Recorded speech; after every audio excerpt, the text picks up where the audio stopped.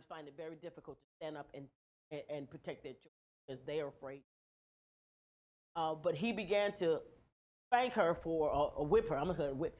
Began to whip her for something that she had done, or he felt like was a violation. I don't even remember what it was, but he went in there and he started to spank her with a leather belt.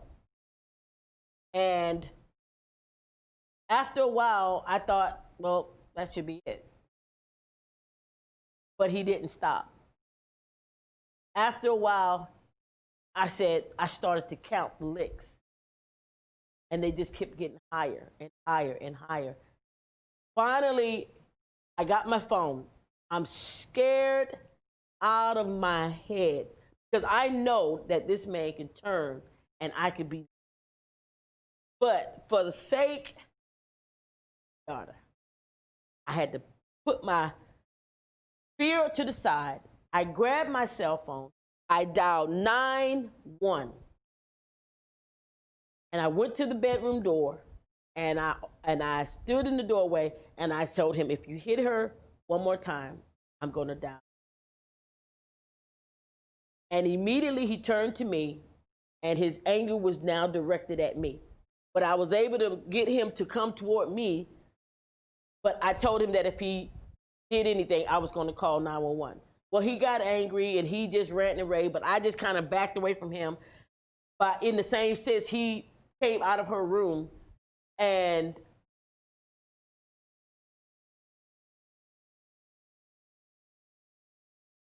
I just know it's hard sometimes. Mothers, when you're in these situations, it's hard to protect your children. So when someone comes and intervenes, let them. There is no love that great that you can stay in these situations and allow yourself and your children to be molded and formed by this type of abuse. My tears are because I tell my daughter all the time, don't have my regrets. Don't have these tears are regrets. Regretful that I did not have enough strength to get up and make the move that I needed to make to help her a lot. That they had to endure some of the things that they had to endure. And so my plea is to you mothers who you find that sometimes you find it difficult because you're afraid of this man's retaliation or this man's movement of anger, physical violence, even sexual violence. It's very difficult sometimes for you to find the energy or the ability to even protect your children. The reality is there. And so I don't want to minimize the fear because I remember that fear. And so that's why I'm appealing to the other side of this. Those who see children or see a woman in a situation and you feel as though you know she's in a bad way, you know she's in a bad situation, try and offer. I know you say, well, it's hard to offer someone something that's going to go right back to this man or go right back to the situation, put these kids right back in that same situation. But I would rather offer and be refused than to not offer and something happens and you could have made a difference. So my tears are not tears for myself. My tears are my regrets. And so I'm saying to my listening audience, try not to have these kind of tears. Try not to have these tears that you could have protected your children, could have made a difference in their lives. Because like this study showed, you know, when you find children with ongoing anxiety, you know, they're anxious, they're uneasy, they can't settle, you know, they're just antsy all the time. They're nervous about, when the abuser comes home, when they come in, your child whole demeanor is changing. You have to watch these type of moves. There's something going on, and our children are taking the blunt end of this thing we're calling the pandemic, um, because they are the ones that have the last say. They don't really have a say, and you do, you do what I say, or the parent or the guardian or whatever. They don't really hear their voice right now. I'm just frustrated for whatever reason. People are losing their jobs. They're losing their jobs. That's another trigger for a person that's an abuser. Actually, an abuser, anything could be a trigger. Anything and everything can be a trigger.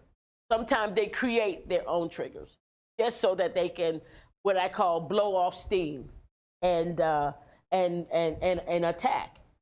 And kids, we call it, we try to hide some abuses in what we call normal discipline. But you can tell the difference between discipline and abuse. And that day, my daughter was whipped. I literally could not send her to school. Her legs were wrapped up and could not go to school. So I had to get an escape plan. And and a lot of people don't know that because it's not something that I broadcast. I just did what I had to do to get out. And so I just wish that I had the energy or the strength or the mind, because this is the thing about when you're under abuse, your mind, it gets messed up. Your process of thinking, it narrows. You seem to be in a hole, and you seem to be, you can have the key on the table to the escape, and for some reason, the abuser will have you to think that you're unable to escape with the key right there, and they might not even be home, but they can convince you that I'll know if you touch that key, because that's how you get into that place.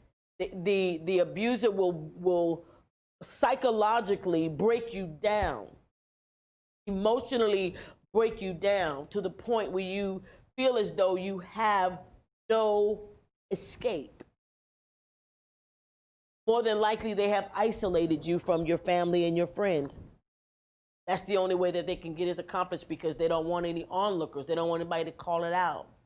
So they try to make it seem like that it's you and them only, and that it's y'all against the world. But in actuality, it is a tactic to get you away from others so that when these things happen, you have nowhere to go. Or you get ridiculed because you might have some place. They'll ridicule you because you have family that will stand with you, stand by you. They ridicule. But at the end of the day, they'll come at it with the children in a different way, because children have what? No voice. They don't even get to say, this hurts, because you're a child. And the mother and the father automatically have a known authority. See, as adults, we get to say who has authority over us in some senses. But a child, not so much. Mother and father automatically what? The law says they have authority, right? The family says they have authority. So automatically the child has no voice unless that parent gives that child a voice. And so with that being said, parents, do not silence your children. Hear their voices. When they tell you something pertaining to an adult, pertaining to a grown-up, hear their voice. Because what you could be preventing could be the very things that I'm talking about. It might start off small. At first, it starts off small. It never really starts off huge. It starts off small with children. It starts off little things that creep up. It could be just a disrespect for the child or their needs. Talking about the physical violence toward that child. You can tell when a person may have the ability to abuse your child because they neglect their basic needs, or the way that they address them. It's put down and ridicule, and I'm gonna tell you this, I don't care what it is. Cussing your children out is not good. You should not cuss your children. And I know people say, my mama cussed me out and I cuss my, but how did it make you feel? Because I remember how it made me feel. When my father cussed, my mother never cussed. I think I've heard my mother say the D word one time and she was repeating what somebody said. And even then she was whispering it. So I never heard my mother cuss. But my father, that was his language. And his verbal abuse toward us, his cussing, violent language in how he spoke to us, in order to get us to do the most simplest of tasks. He had no patience with us. These things rolled down. So now when we get older, I had a mouth like a sailor. I thank God that I was able to be delivered enough to not cuss my children out. But I see it all the time. The children get cussed out, and now the children are getting cussed out by the children's children, their children. So the grandparents are watching the children cuss out the grandkids because it's a pattern of abuse. We don't think anything about it, but belittling is belittling. To be called a little, the B word, be it whichever B you want to pick, it's belittling. Or calling a child out of their name is belittling. And for some reason, we just don't think cussing our children out is, I'm going to beat you or you know what. For some reason, we don't think that that's an issue. But it is an issue. We should not do these things to our I'm an advocate for children. This heart. I go back in my mind and I think about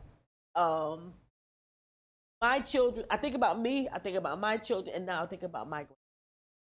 And all of this has a direct connection. If we don't put a halt to domestic violence, some kids are sexually molested and raped by parents, grandparents, siblings, strangers, babysitters, friends of the family. I appreciate people who love kids, but sometimes I want to know why you love them so much. I want to know, I'm not trying to be, facetious. I'm not trying to be ugly either. But I'm very watchful over an adult man who wants to always hang around with little children. And it may be pure, but then again, I'm still watching because if it's not, I don't want to miss it. So we got to be on our guard. We got to be watching for our children at all times. And then we got to watch them, not just for physical, but psychological. People will play with your children's mind. They will call them out of their name. They'll make them feel less than. Watch when your children go off with other people. You don't know what they're saying to them. And if they change in any way of their behavior, when they get back, you ought to make some changes. When my kids went to school, my teachers, I had a great relationship with the teachers that my kid went to school. I always tried to have a good relationship with them. And they were allowed to correct them. Like, nowadays, you almost can't do that nowadays. You can't correct people. But in those days, I knew that it was a necessity for kids to have corrections, even in school. And so I didn't have a problem with that. And the only thing that I would say to them is do not mess with their self-esteem. You can correct them without belittling. So if you wanted to bring the fire out of me, as a teacher, that would do it. When you're trying to break them down in who they are as a person because you want to exert your authority over them and create control over the situation. I'm saying be an adult, create another way to create your authority without them, without you putting your foot on their neck to break their self-esteem. And so that's what we got to watch for. We got to watch for these things on how we allow people interact with our children. And I said it that because there is so much that goes along with that. Long term, we have children who are anxious with anxiety. They're on medication. Some of this is not medical. Some of this is because it's psychological. Some kids are psychologically damaged, and they're on medication because of things that are happening to them in the home where they should feel safe. There's nothing worse than the place that you're supposed to call home is not a safe place. When your child doesn't want to be home, would rather be at someone else's house, only feel safe at somebody else's house, you need to find out what's going on in my house that my child doesn't feel safe in my house. Ask the hard question. I want to give some statistics here. Domestic violence affects 1 in 4 women and 1 in 7 men. 1 in 7 children experience child abuse. And it says police and activists say that these crimes, along with sex crimes like child molestation, have increased during the pandemic. I know some folk who work with children advocacy agency, and they have confirmed what I'm saying today, that child molestation and sexual crimes against is on the rise during the child abuse is on the rise. So we're not only having to look out for the coronavirus or COVID-19, the children are now in grave danger at home with people who have no moral boundaries. That somewhere something happened in their mind, and now they are taking it out on children. And this is something about molestation. Because a lot of times molestation happens because someone has been molested. And I do understand that. But awareness is what we're doing today. When you become aware of the ongoing effects of abuse, if we don't make it awareness of it, it won't stop. So I don't even want to condemn the person who is molesting or the person who's causing the abuse. If you recognize yourself, get some help. You need some help. If you found yourself victimizing, if you feel like you're on the edge, there are places that you can get help. You can call 911 and talk to somebody. You can call the Harbor of Hope. Harbor Hope has a 24/7 hotline.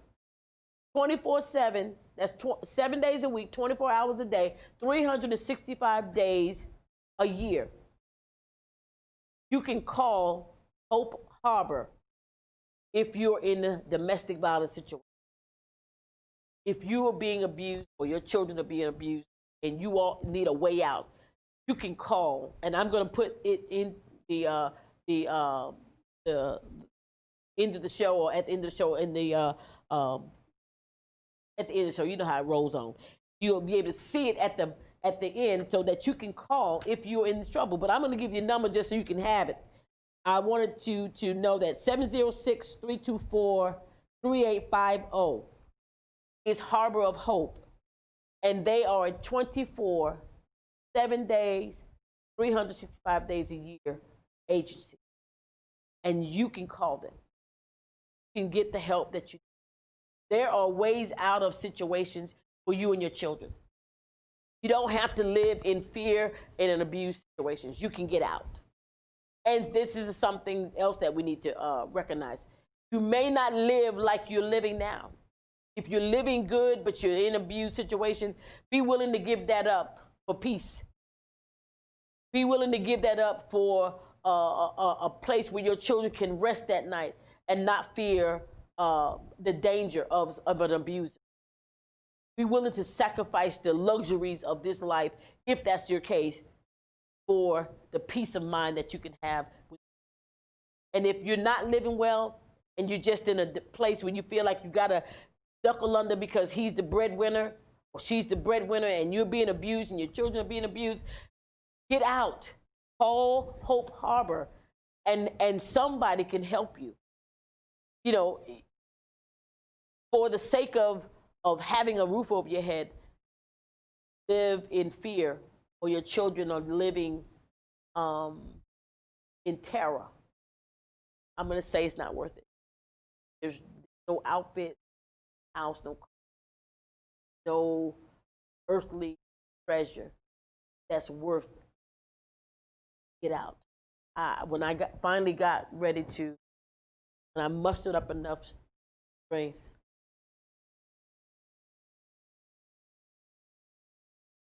get out. I was willing. I was willing to do anything other than be in this house. I was willing to let go of everything that others thought was a glamorous world. There's a whole lot of facade going on, and a whole lot of fiction going on in abuse, a whole lot of pretending going on in abuse. And so for me, it was worth giving up everything and starting over. Just me, my car, mature, and my clothes. That's what we eventually ended up with. But at the end of the day, God is a restorer. He's able to give us everything that we have need of on this earth, and then have peace. And peace of mind is the most valuable thing it has. Don't have the regrets that I have. Ladies and gentlemen, those who are living in abuse situations, or those of you that are in these situations now and you need a way out, don't have the regrets with your children telling you, why did you not help us? Why didn't you rescue us? Why did you let this person do? Why didn't you protect me?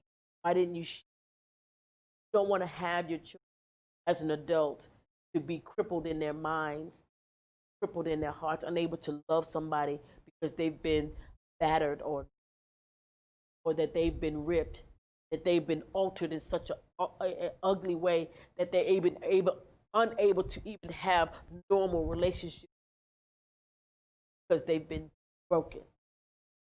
Domestic violence is real, and it's long term, not a short thing. So that's why as soon as you recognize it, you gotta get out. You gotta make a break. Call somebody, tell somebody. You can always start over. I always tell people, money can be made. You can make money, and you can live without having to live high on the hog too. Just be at peace. So I want to once again give you this number, Hope of Harbor, 24/7 hotline, 706-324-3850. Or if you can't remember that number, if you can't find this show to get that number, if you can't remember the name of it, simple 911. 911. And on that, I'm going to put this little note out there to the 911. When someone calls you, and I know that this happens over 911, I know it. I know it happens over and over. They go back, they go back, they go back. But what about the one who doesn't go back? Go rescue for the one who won't go back. Because I called 911 one time, and I needed them to rescue me. And when they came there, they took me as a typical woman calling on her husband.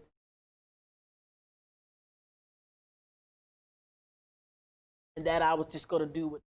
But I needed their help. And when they came, they treated me just like an average 911 call. She'll be back. No big deal. Only to find out that not much long after that, I got out.